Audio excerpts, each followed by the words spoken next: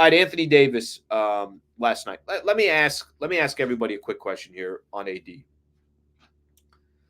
What's we've seen Anthony Davis long enough in his career.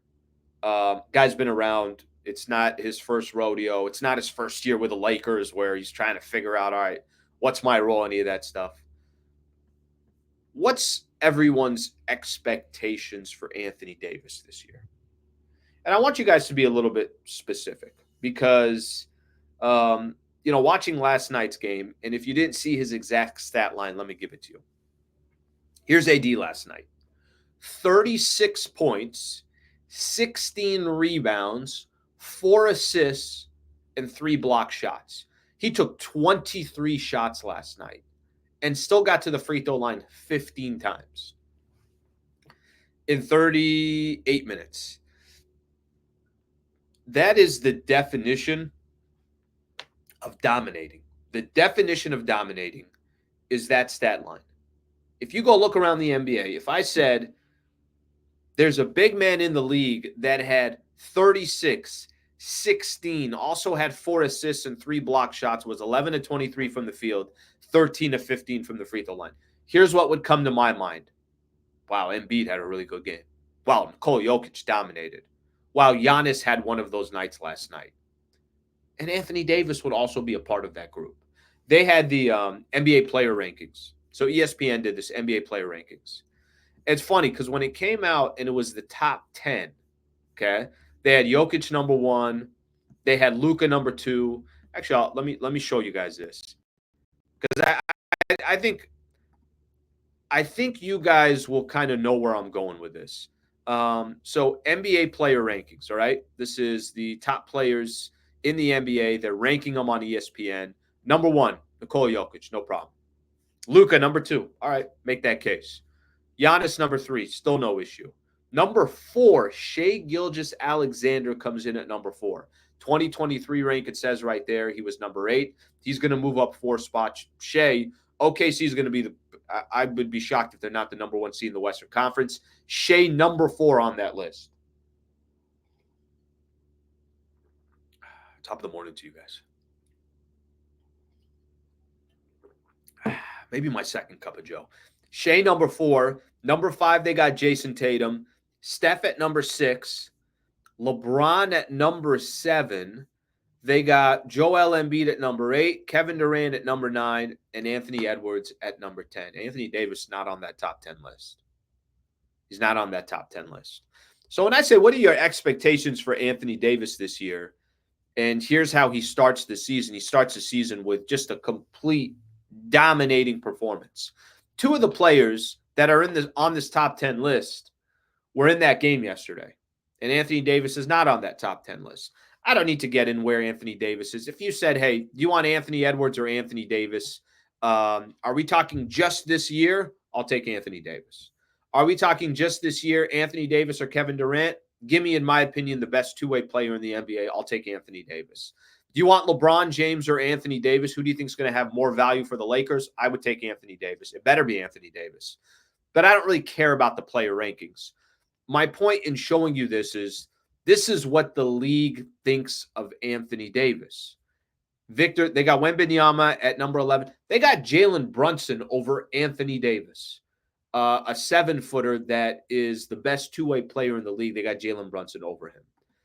The league feels a certain way about Anthony Davis. Here's what hurts Anthony Davis. I'm going to give you my expectations. I'll tell you what hurts Anthony Davis. My expectations for Anthony Davis is, if it ain't this year, where he's by far the best player on this Lakers team, I don't think the Lakers are going to go very far.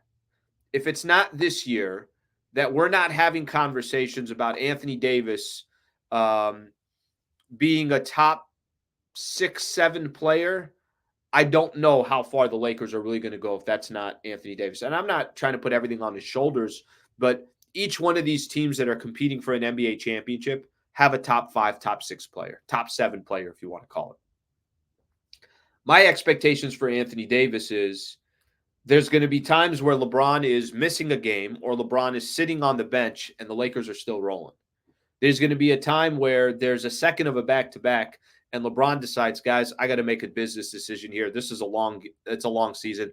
We got to play 82 games, and the Lakers don't miss a beat because Anthony Davis is there with Reeves and D'Lo and Rui and Gabe Vincent and Vando is back, and go down the list of all these other players that the Lakers have, some kind of youngsters too. I have intrigue. I have a lot of intrigue when the Lakers play and LeBron's not in the lineup. I perk up. I'm curious. Hey, what can this lineup do when LeBron's not there? How's that ball going to move? Is everything going to run through Anthony Davis? How much is AD going to try to be completely dominant? Um, those are my expectations from Anthony Davis. But I've also watched Anthony Davis his entire career. Not his entire career, but obviously every game here since he's been a Los Angeles Laker. That's now, I want to say, his sixth year. I want to say fifth or sixth year, but I think it's his sixth year. This is what I've also seen from Anthony Davis. AD has a lot of nights where I said, where the hell happened to AD? Where's Anthony Davis? How come Anthony Davis only? How is it possible Anthony Davis didn't take a shot in the fourth quarter? How did Anthony Davis go 4 quarters in the NBA and he got to the free throw line 1 or 2 times?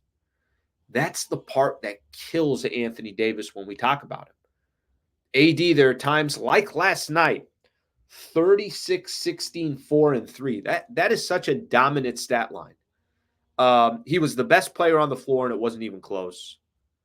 But Anthony Davis also has those moments where I'm like, AD had 16? What do you mean he only took 5 shot attempts?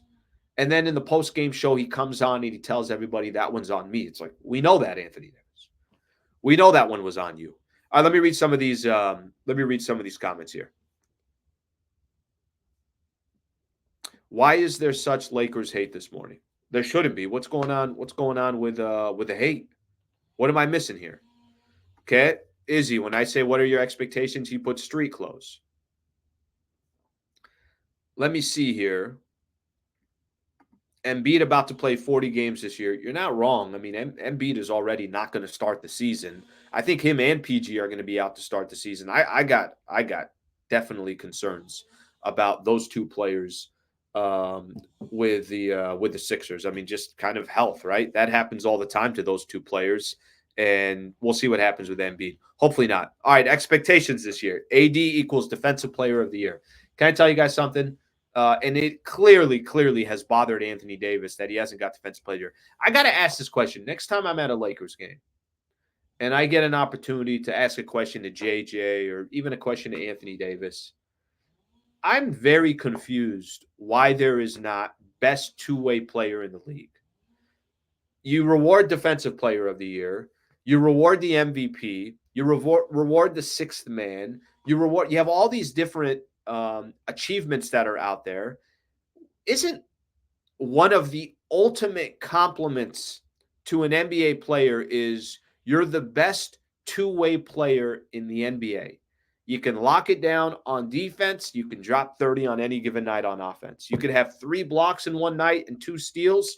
You can also go off for 14 rebounds and 35 points.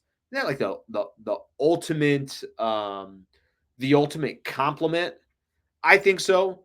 I'm always surprised that that has not happened in any regard.